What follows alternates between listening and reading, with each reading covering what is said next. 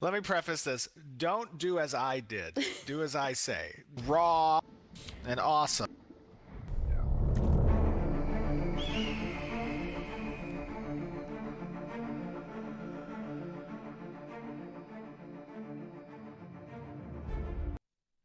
Hey, welcome to the channel. Today, we're going to be going over the January 2021 update for Ashes of Creation. I've condensed down the live stream into just under 15 minutes of goodness for you. We're going to be talking about the studio update, Q&As, the dev discussion from last month, what they learned, what they're going to do about it, the upcoming dev discussion, and the all-important Alpha 1. Let's take a look. The obligatory preface here, obviously, is this is Alpha 1. This is the preview of Alpha 1. Keep in mind, this is not a finished product. This is still a work in progress. If you're just joining us, we do have an open development. Our project is an open development, so you get to see the nitty gritty and under the hood, so to speak. So keep that in mind. Studio update is we actually just recently finished some retrospectives on the December test that each department held and got a lot of good feedback, obviously, from the community, from our testers, good metrics and data from the test itself, practices and procedures internally at the studio. Everybody had great things and input to say that now we track and look to improve upon. So really, these milestones are beneficial not just for the project but for the studio as well, and we had a great time going through those retrospectives. Additionally, you may have noticed that I think it was about 2 weeks ago we started posting some additional jobs at the studio, and I think we will probably actually have some of them. Yes, we are already filling them. Fast. We just had our first hire of the new year join us last week, I believe, or maybe it was Monday actually. I think it was Monday. Yeah. Nathan, a new QA specialist, joined the team. Congratulations, Nathan. I think we had two. Have we had two? I Oh, we think did have two. We had so. another engineer that started. Yeah, I'm sorry. I swear I remember seeing Mikhail, the names. Yeah. Yeah, Mikhail started actually in the first week of January as well. So the studio is growing. We are probably actually, I think we're going to have over 30 positions that are going to be available in this first round of hiring. We're working with some new recruitment agencies as well to help fill some of the more specific roles, the more senior oriented roles as well.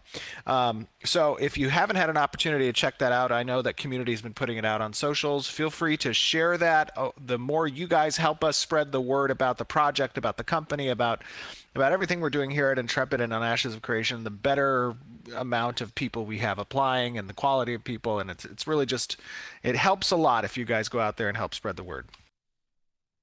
Okay, next, we're going to go over the Q&As. Then we'll finish up with some Alpha 1 and dev discussion talk. Let's take a look. Will tavern NPCs only be able to sell items from players, or will they be able to buy items as well? Essentially, the way that the tavern NPCs are going to work is you'll have patrons of either in-node taverns that will have the ability to list items as part of that NPC's merchant store, and those items will mainly be around food and drink and those types of craftable things that are relevant to these taverns, and those items will grant buffs based on proximity. And then additionally, players can build taverns on their freeholds. We've discussed this in the past. They will list their craftable foods and drinks and whatnot with their NPC at that tavern as well, and players who interact with that can purchase them, have a drink at the tavern, eat some food at the tavern, and that'll give them a buff for a period of time as long as they remain proximity of that freehold. How might marriage affect housing? Will our freeholds still be separate or merged in some way? So one of the big benefits that comes with marriage, and we haven't really discussed entirely what the ancillary benefits will be, but I'll tell you one of the big ones. One of the big ones is that there will be a family system in the game, and that family system will have a limit, but the marriage will add a +1. So essentially, that if you marry in, you're going to be able to augment your family cap by +1 when you marry. If I want to mail another player a social message without items, will it be received instantly, or will it be time based on distance? It'll be received instantly. And then additionally, we're still discussing how mailing system is going to work from an item standpoint. Obviously, we can't allow mailing to include any type of resource material or raw gatherable because those are, central to the gameplay and transiting through the caravan system and regional the economic regions. But it may be possible to send completed crafted items like gear, equipment, stuff like that. But it's something we're still discussing. Will you be able to change your character's race? I think that your primary archetype selection and your race selection should be, because they have gameplay influences, should be final. We do allow the secondary archetype change, and that's going to be through a process. But generally, I would say those two things should be final. Will paths and roads be pre-generated, or will they dynamically come into existence based on player movement and activity, maybe nodes coming to life and things of that sort? Both. So our road system in game is essentially driven by pre-placed routes that lead to kind of this main artery of what was once the ancient like highway system of Vera. And from there are roads that become exposed when nodes advance, and we call those veins, right? They come off the main artery. And then as nodes advance, there are points of interest, as Jeff was discussing earlier, these POIs that exist around the world, and some of them share coverage with multiple nodes. But depending on which node advances to the stage that activates the point of interest, it'll create these capillary roads, so to speak, that then stem off of the node itself. So you go from the main artery, ancient road that's large, that kind of runs through different zones and whatnot, and that breaks down into the veins that lead to the specific encampments and villages and towns that then spawn off separate capillaries that kind of lead to the points of interest in these areas that are hunting grounds. Those are not exposed initially, and they come online as players advance the world. Yeah, I think one of the things they were referring to is kind of like this idea that like players kind of create the path by walking over an area over and over again, right? And that kind of dynamicism is probably not going to happen.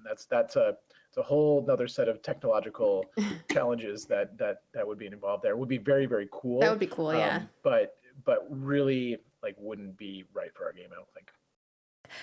Do you plan to add a player toggle for overhead chat bubbles? And I know a lot of RP folks really would like to see something like this, or maybe when they're making video content and things of that sort.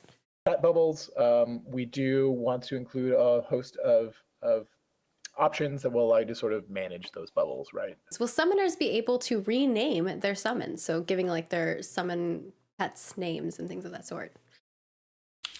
I think it would be cool. I don't think you should be able to rename the summons like creature type. Like that should be like a part of its nameplate above it. But it'd be cool if you could customize the name of the summon Bob. itself, right? Like so Yep. you'd have like the tortoise wizard, right? That's the type of summon, and then under that you'd have Bob. In what ways might I be able to interact with the map and mini-map in-game, like pins, text notes, drawings, etc. for my guild, or maybe for raids or things of that sort? Yes, basically, is yes, we will try to provide you as many tools as we can. All right, For sure. That front. So what happens to my mule with items in its inventory upon death? If they're Like if I die and my mule... If the mule dies, it'll leave a corpse that has a portion of the held items, if they are droppable, capable of being picked up by another player. So similar to kind of the other elements. Similar to a caravan or your person. Cool. Will other players be able to see the items inside your caravan or have some indication as to its value before deciding to attack, defend, or ignore? Ooh. So they won't be able to see inside specifically, but as part of the caravan structure itself, there will be little hints as to what the cargo is. So for example, if you've seen some of our recent footage with caravans, you kind of see sitting atop of the caravan, there's some gold or some silver or some iron. There will be places along the caravan where based on what material or cargo is present, will be represented through a mesh that's on the caravan. What happens itself. if you have a cosmetic on top of your caravan?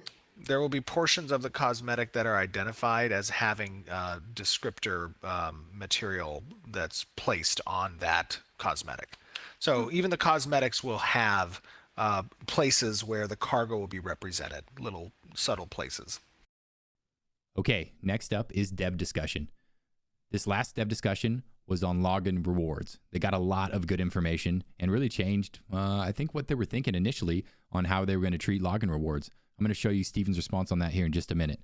For next month, ideal class is the dev discussion, and Jeff Bard has asked for our input. So please make a forum name. If you haven't yet made a forum name, I'm going to go ahead and put a referral link down low. That helps me out. That'll get you involved.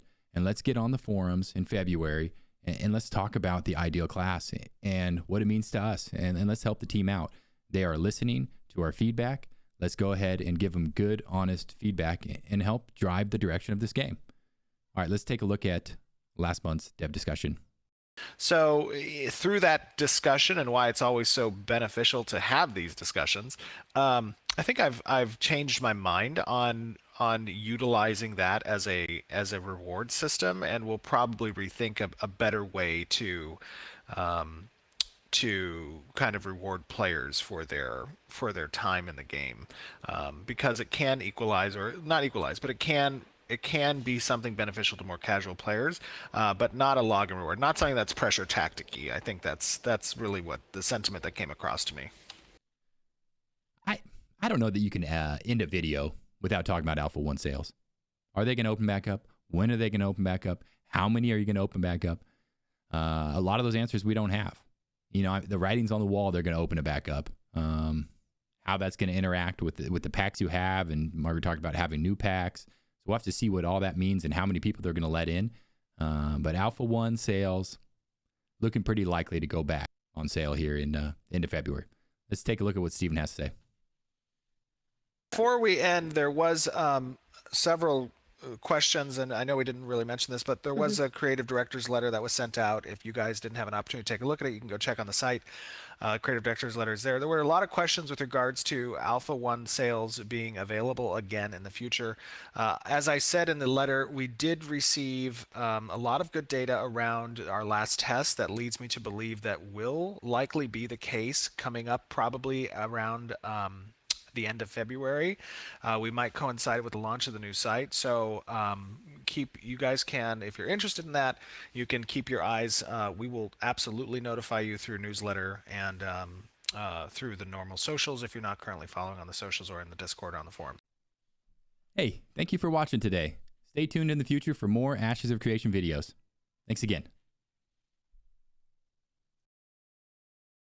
Hit my key. I'm just saying we'll see you on the other side. See you on the other side.